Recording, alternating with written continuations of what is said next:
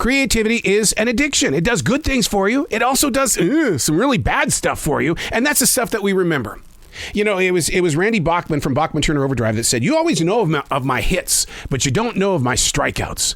Oh, well, as a human being, we know of our own personal strikeouts because that's all we put focus on. I don't want to be that way anymore.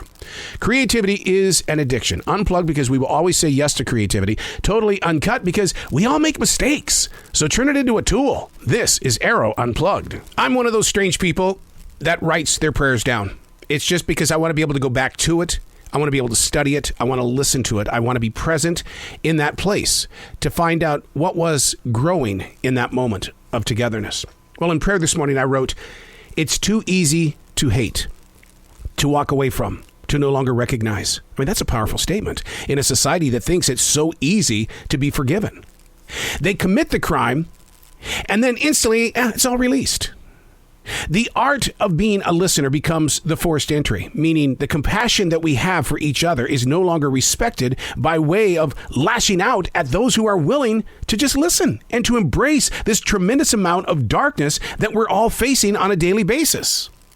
Now, I'm not like most people in the way that when I see that someone is struggling and they want to be heard, they want to be listened to, I mentally prepare myself for that. I pray, I meditate, I physically get myself in the mode. But you know what happens at that point? We're always thinking about yourself. My God, I need a listener now. I don't even want to hear what... It's like, whoa.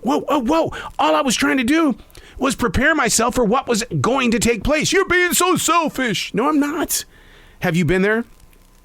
I'm still shaking my head from side to side. The words that have been planted in text messages, my goodness. You plant something like that on my smartphone, I can't shake it too easily. Normally, a lot of this stuff will just kind of slip through me, but I don't know why. I keep holding on to it as long as I do. Hey, it's Arroe. This is the Daily Mess, a chronological walk through an everyday world. I talk about what we're going through, what we're all living. It may not be what you're living today, but you might experience the same exact thing a couple of days from now, a year from now. How do you move through the storms? That's why I'm a daily writer. The goal is to study the habits of the everyday world. This is the Daily Mess. The inventor of the human body.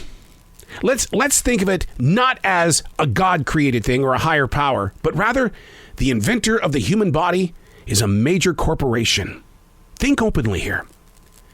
What would it be like if what we have, our bodies, it was created by a machine? That thought first hit me when I was visiting the doctor the other day. I sat there staring at the human backbone on that skeleton. Who designed this amazing array of nerves meeting bones and then muscles? What if it was man? How would the world look today if man had created the backbone? Would our brothers and sisters be set on a shelf at Walmart waiting for brand new parents to come by? Because I dump food on my shirt all the time. I've got pictures of when I was a kid. I had junk all over my shirt. I've just been sloppy like that. That's just the way I am. That's the way I was made. What would happen if the parental figure said, we got to take this one back? He's a mess. The structure of the backbone held together for a long period of time. That connection. What would it be like if it were created by the human? Me being me, I kept looking for the artist's signature. Somewhere on this backbone, there has to be an artist's signature because that's what artists do. Something so technical like this. I never found it. And yet, if the human had made the human body, oh man, there would be branding all over it. Some sort of signature made by. We make other things too. Have you ever thought about the construction of the way that you are built? We don't always agree with the way that we look, but we have to understand why we look the way that we do and to accept the way that we do.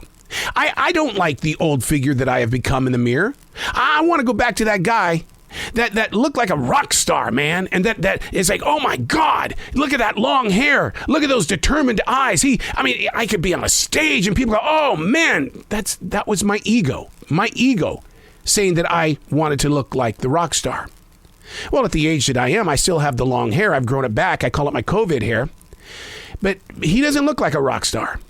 He looks like his mother. And my mother just recently passed away. And when I look in the mirror now, I go, hi, Mom.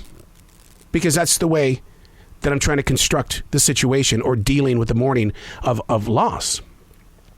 The construction of your hands. I respect my hands because my hands, they write, they produce, they bring people closer to me. I'm not going to go and shake someone's hand during this pandemic. That ain't going to happen. I'll bump fists with you. But if anything, we're going to have a conversation. Now the construction of conversation. You see how this is connected? Who creates what you say? That can be damaging. How many times have you been in a conversation with a family member and what you said hit them pretty hard, right in the soul? And then you spend the next week or two, month, years trying to correct the situation. But here's one of the things that we've got to do.